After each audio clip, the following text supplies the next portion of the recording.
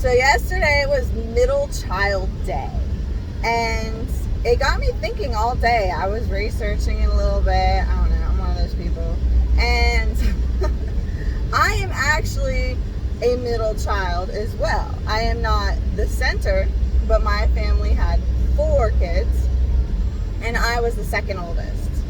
So I kind of understand middle child, but at the same time, I wasn't the direct middle, so I can understand how it would be a lot worse if there was 3 children and you're the absolute middle. Now, the reason there's a difference in personalities when you go, and it's not, your whole personality is not defined by the order of which you're born. I don't believe that. But there are certain things that happen to you because of the order of your birth that end up curving your personality later on. So they call it middle child syndrome because you're not the oldest.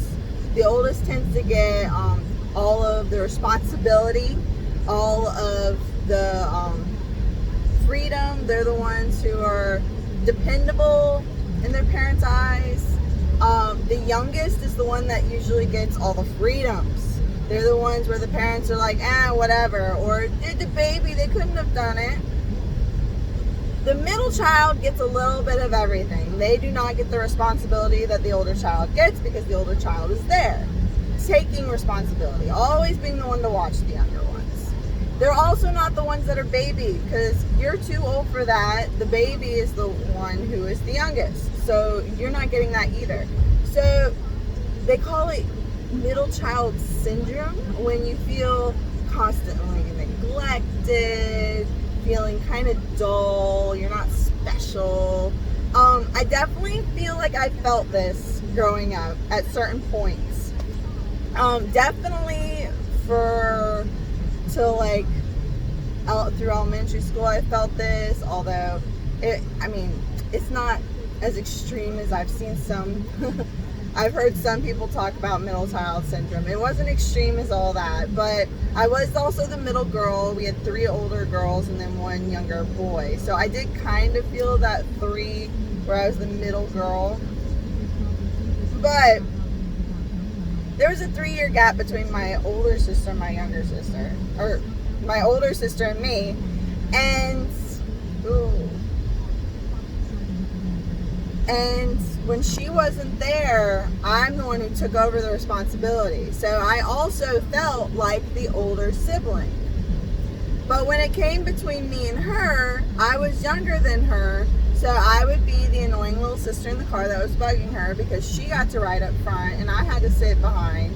So I would bug her until she would snap just to get the glorification of her getting in trouble. I know, because I had in my head that she was Miss Perfect. She could do no wrong. She was always right. She was in charge of me. It wasn't fair. And I was a little brat.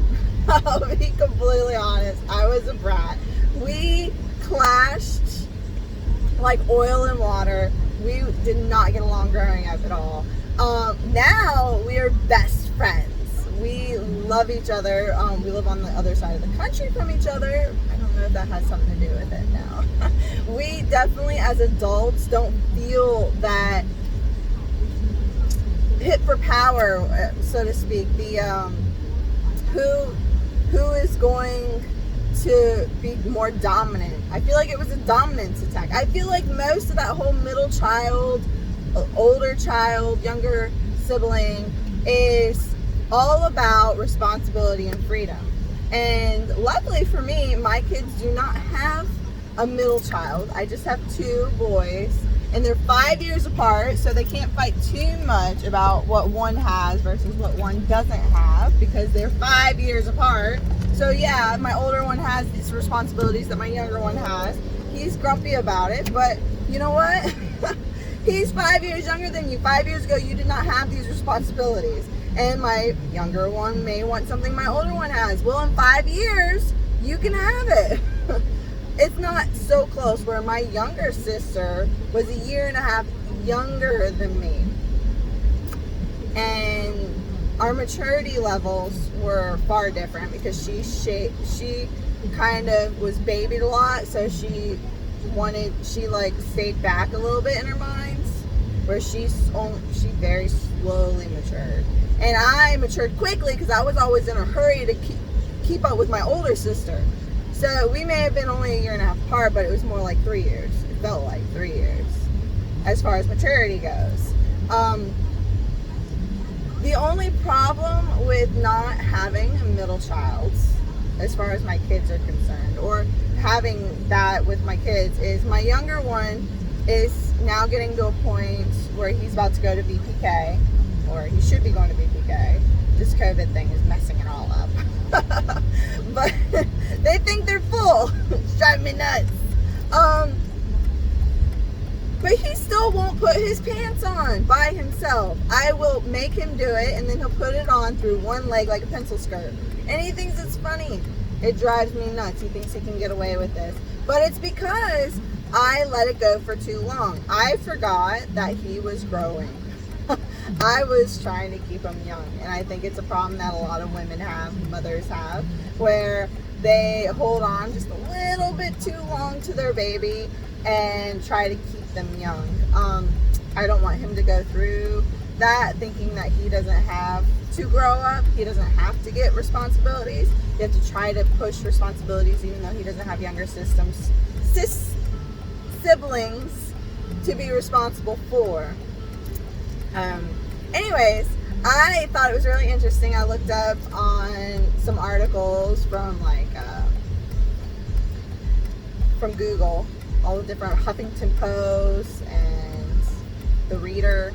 I wish I remembered the name. But there were different traits that a middle child has that other siblings don't get while growing up. Of course, they can have these traits. Of course, they can get these traits, or all family dynamics are completely different. So it's not black and white. But because they are the middle child and they feel it both ways, they feel the responsibility of the older child every once in a while, and they do feel what it's like to be the younger sibling as well. They do feel both. So they're usually very loyal, which I do consider myself very loyal. Great negotiators. I like peacekeepers. I do like that. I'm not a great negotiator, but I do like to keep the peace. They're kind of mediators. They're great peers. So thought that was interesting, and I thought I'd share, and you guys have a great day.